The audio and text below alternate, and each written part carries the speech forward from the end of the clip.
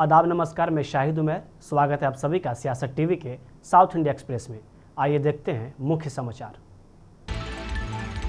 Telugu actress निधि अग्रवाल आज हैदराबाद के ED के सामने अपना बयान दर्ज कराया। वह सट्टेबाजी वाले एप्स के प्रमोशन से जुड़े मनी लॉन्ड्रिंग मामले में एजेंसी की जांच के दायरे में आने वाली लेटेस्ट सेलिब्रिटी बन गई हैं। अग्रवाल को पहले ईडी से नोटिस मिला था, लेकिन उन्होंने अपने पहले से तय प्रोफेशनल कामों का हवाला देते हुए पेश होने के लिए और समय मांगा था। उनसे सट्टेबाजी प्लेटफॉर्म्स के प्रमोशन से जुड़े कथित फाइनेंशियल लेन देन के बारे में पूछताछ की गई।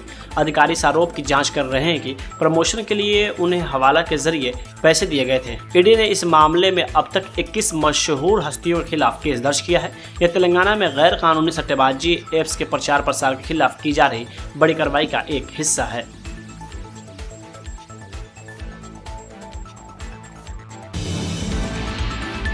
महबूबाबाद जिला कलेक्ट्रेट में विरोध प्रदर्शन के दौरान एक पुलिस अधिकारी ने कथित तौर पर 2 छात्रों को पीछे धकेलते हुए उसके गले पकड़ लिए। आज सामने आए वीडियो में दिख रहे एक अधिकारी की पहचान महबूबाबाद टाउन इंस्पेक्टर रघुपति रेड्डी के तौर पर हुई है। वीडियो में रेड्डी और दूसरे अधिकारी पॉलिटेक्निक के उन छात्रों को पीछे धकेलते हुए दिख रहे हैं जिन्होंने कलेक्ट्रेट में विरोध प्रदर्शन किया था। छात्रों को रोकने की कोशिश के दौरान रेड्डी का एक छात्र का गला पकड़ लेते हैं और तब तक नहीं छोड़ते जब तक कि छात्र उनका हाथ हटाकर खुद को अपनी पकड़ से छुड़ा नहीं लेता। इसके बाद रेड्डी एक और गला पकड़ते हैं और इस बार उसे पीछे धकेलने के लिए जानबूझकर ऐसा करते हैं। पुलिस और छात्रों के बीच हाथापाई के दौरान वीडियो रुक जाता है। siyaasat.com इस वीडियो की सच्चाई की पुष्टि नहीं करता।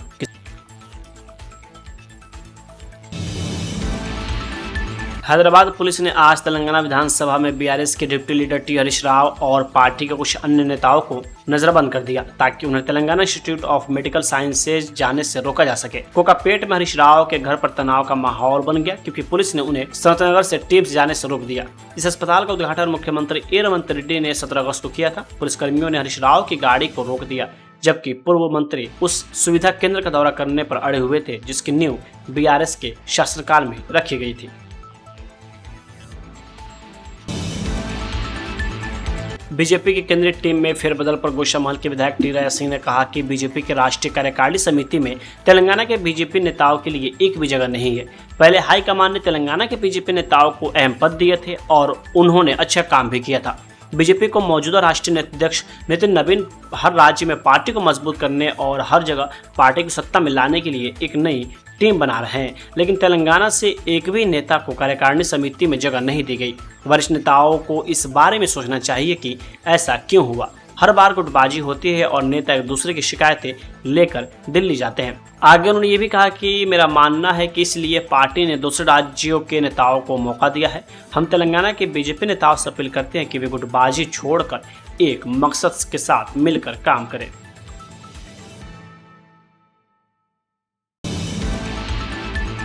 इस हफ्ते हैदराबाद और तेलंगाना में पॉलिटेक्निक छात्रों ने राज्य सरकार के उस फैसले के खिलाफ अपना विरोध और तेज कर दिया जिसके तहत पॉलिटेक्निक कॉलेजों को नए बने शक्ति विभाग के अंतर्गत ITI और अप्रेंटिस ट्रेनिंग सेंटर्स के साथ मिलाया जा रहा है। रामनाथपुर, मूसी टैंकबंड और खबरों के अनुसार रमनासपुरा और बहादुरपुरा में विरोध प्रदर्शन हुए जिससे शहर के कई हिस्सों में ट्रैफिक जाम लग गया।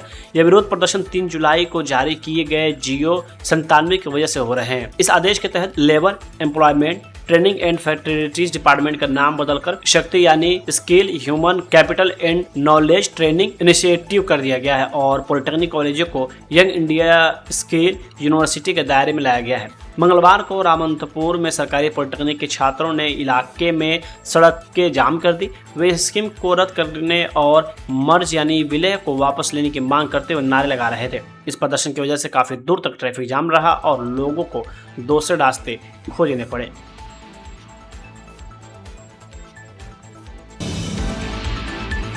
कर्नाटक के बिदादी के पास नकली दवाओं का रैकेट पकड़े जाने पर राज्य के स्वास्थ्य मंत्री यूटी खादर ने कहा, हमारी बीट पुलिस से मिली जानकारी के आधार पर हमारे पुलिस अधिकारियों ने तुरंत छापेमारी की। नकली दवाएं जब्त कर ली गई और रामनगर के SP इस मामले की जांच करेंगे। यह एक गंभीर मामला है क्योंकि इसमें कई राज्य शामिल है। ये दवाएं तेलंगाना और हिमाचल प्रदेश से आ रही हैं। हो सकता है कि यह मामला सिर्फ बिदादी तक सीमित ही न हो बल्कि कर्नाटक के दूसरे हिस्सों में भी ऐसा हो रहा हो।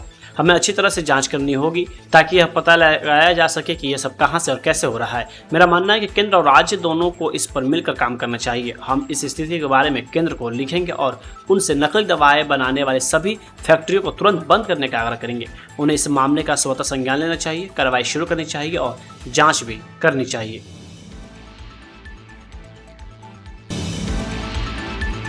तमिलनाडु सरकार द्वारा महिला सरकारी कर्मचारियों के तीसरे बच्चे के लिए मैटरनिटी लीव को बढ़ाकर 365 दिन करने पर कांग्रेस सांसद मणिकम टैगोर ने कहा, तमिलनाडु सरकार का मैटरनिटी लीव बढ़ाने का कदम स्वागत योग्य है। तमिलनाडु एक बहुत सफल राज्य रहा है जिसका मुख्य कारण 2 बच्चों के नियम का पालन करना है। अगर तीसरे बच्चे के नियम की कोई और बदलाव होता है तो मुझे उम्मीद है कि कैबिनेट सोच समझकर यह सही तरीके से विचार विमर्श करके फैसला लेगी। तमिलनाडु की परिवार नियोजन पहल एक सफल उदाहरण रही है और इस नीति में किसी भी संभावित बदलाव पर सही मंच पर विस्तार से चर्चा होनी चाहिए। मैं तमिलनाडु के स्वास्थ्य मंत्री से अनुरोध करता हूं कि वे अंतिम निर्णय लेने से पहले विभिन्न हितधारकों की राय सुने और उस पर विचार करें।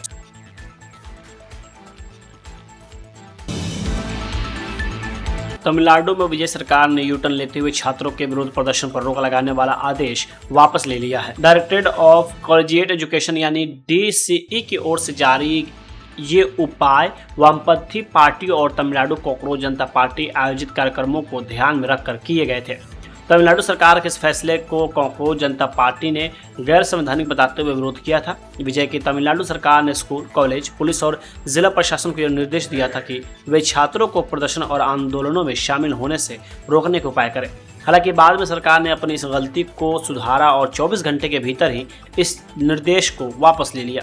कॉलेज शिक्षा निदेशालय द्वारा जारी इन उपायों का मकसद वामपंथी दलों और तमिलनाडु कॉकरोच जनता पार्टी द्वारा आयोजित कार्यक्रमों को रोकना था। जब तमिलनाडु में नीट को लेकर प्रदर्शन चल रहे थे तब CJP और लेफ्ट से जुड़े छात्र संगठन विरोध प्रदर्शन कर रहे थे। ऐसे में छात्रों को प्रोटेस्ट से दूर रखने के लिए विजय सरकार ने ये आदेश दिया था। हालांकि जब ये राजनीतिक मुद्दा बन गया है तो उन्होंने इस आदेश को वापस लेने का फैसला किया।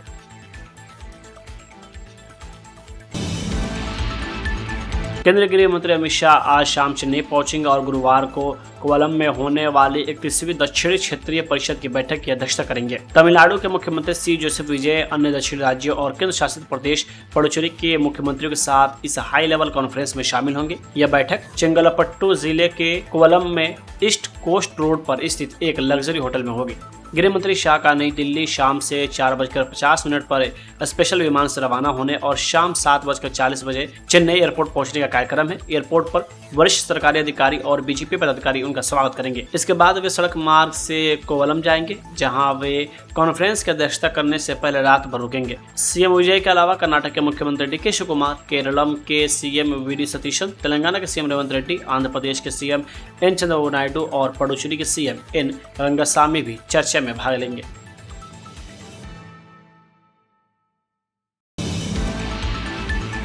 शिवसेना के प्रवक्ता शायना एनसी ने कहा कि राहुल गांधी कब तक तुष्टीकरण की राजनीति करते रहेंगे। कांग्रेस पार्टी ने हमेशा दलितों, मुसलमानों और ओबीसी को सिर्फ वोट बैंक के तौर पर देखा है। हम ओबीसी के प्रति संवेदनशील हैं और उनकी निजी जिंदगी में तरक्की देखना चाहते हैं। इसके लिए एक विजन की जरूरत होती है। कब तक राहुल गांधी सिर्फ तुष्टीकरण और अपीजमेंट की राजनीति करेंगे? कांग्रेस पार्टी ने हमेशा दलित हो, मुस्लिम हो, ओबीसी, सिर्फ उनको एक वोट बैंक के नजर से देखा है।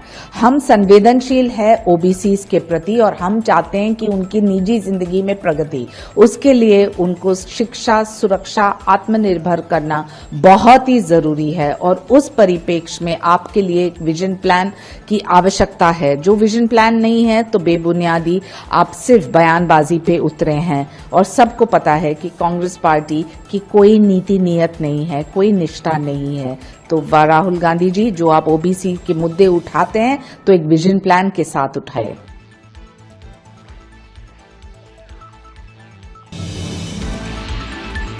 साउथ इंडिया एक्सप्रेस यहीं होता है समाप्त। मुझे दे इजाजत, बाकी खबरों के लिए बने रहें सियासत टीवी के साथ।